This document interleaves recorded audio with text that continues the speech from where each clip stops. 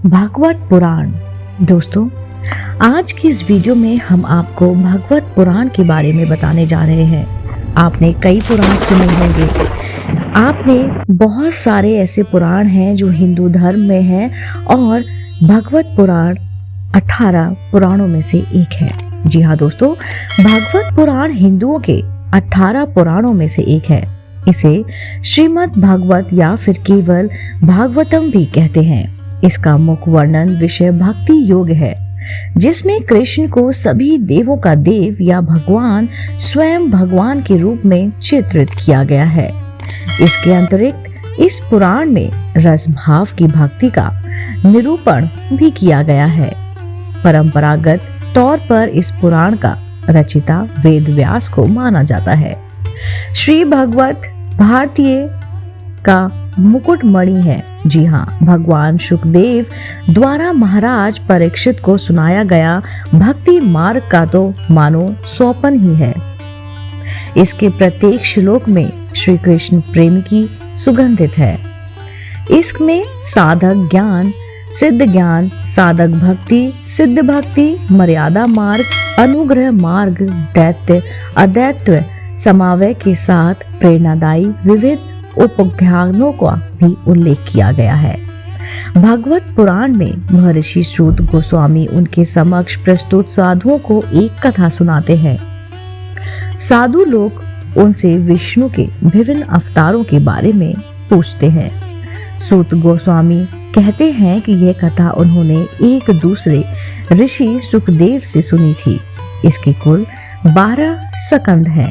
प्रथम कांड से सभी अवतारों को संयंश रूप में वर्णित किया गया है।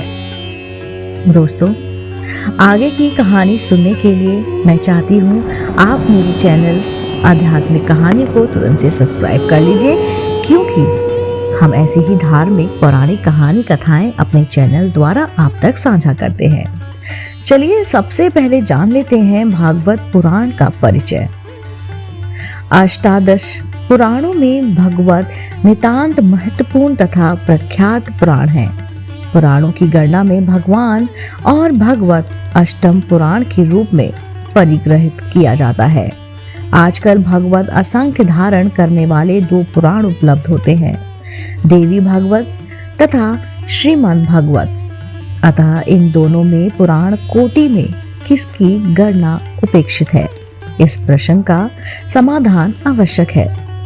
विविध प्रकार से समीक्षा करने पर अत्यंत यही प्रतीत होता है कि श्रीमद् भागवत को ही पुराण मानना चाहिए तथा देवी भागवतम को उप पुराण की कोटि में रखना उचित है। श्रीमद् भागवत देवी भागवत के स्वरूप उपदेश के विषय में मौन है, परंतु देवी भागवत की गणना उप पुराणों के अंतर्गत करता है तथा अपने आप को पुराणों के अंतर्गत देवी भागवत पंचम स्कंद में वर्णित भुवन कोश श्रीमद् भागवत के पंचम स्कंद में प्रस्तुत इस विषय का अक्षरशः अनुकरण करता है।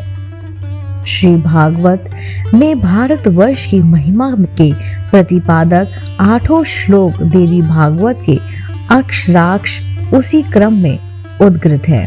दोनों के वर्णों में अंतर इतना है कि श्रीमद् भागवत जहाँ वैज्ञानिक विषय के कारण के निम्न गद का नैसर्गिक माध्यम पकड़ता है, वहीं विशिष्टता के प्रदर्शनार्थ देवी भागवतम पद के कृत्रिम माध्यम का प्रयोग करता है। श्रीमद् भागवत भक्ति रस तथा आध्यात्मिक ज्ञान का समन्वय उपस्थित करता है। भागवत निगमंगल कल्पतरु का स्वयं फल माना जाता है, जिसे नैष्ठिक ब्रह्मचारी तथा ब्रह्मज्ञानी महर्षि शुक ने अपनी मधुर वाणी से संयुक्त कर अमृत में बना डाला। भागवत में 18,000 श्लोक, 335 अध्याय तथा 12 स्कंद हैं। इसके विभिन्न स्कंदों में विष्णु के लीला अवतारों का वर्णन बड़ी ही सुकुमार भाषा में किया गया है, परंतु भगवान कृष्ण की ललित लीलाओं का विशद विवरण प्रस्तुत करने वाला 10वां स्कंद भागवत का हृदय है। अन्य पुराणों में जैसे विष्णु पुराण, ब्रह्म वैधर्व आदि में श्री कृष्ण का चरित्र निबंध है, परंतु शतम स्कंद में लीला पुरुषोत्तम का चरित्र जितनी मधुर भाषा, कोमल पद विन्यास तथा भक्ति रस से आलुप्त होकर वर्णित है, वहाँ अद्वितीय है। रास पंचाध्यात्मी अध्यात्म का साहित्य अभय दृष्टि में काव्य जगत में एक अनूठी वस्तु है। वेणु गीत, गोपी गीत, युगल गीत, भ्रमर गीत में भगवत को काव्य के उदांत स्वर और स्तर पर पहुंचा दिया है। दोस्तों, उम्मीद करती हूँ आपको भगवत पुराण और भगवत पुराण का परिचय जरूर पसंद आया होगा। अगली वीडियो में हम जानेंगे भागवत पुराण और भगवत पुराण सृष्टि उत्पत्ति के बारे में। दोस्तों, अगर आपको मेरा चैनल पसंद है और आप ऐसे ही धार्मिक पौराणिक कहानी कथाएं सुनना पसंद करते हैं तो आप मेरे चैनल आध्यात्मिक कहानियों को तुरंत से सब्सक्राइब कर लीजिए, क्योंकि ऐसी ही कहानियां हम अपने चैनल द्वारा आप तक साझा करते हैं। आप देख रहे थे आपका अपना पसंदीदा YouTube चैनल आध्यात्मिक कहानियां।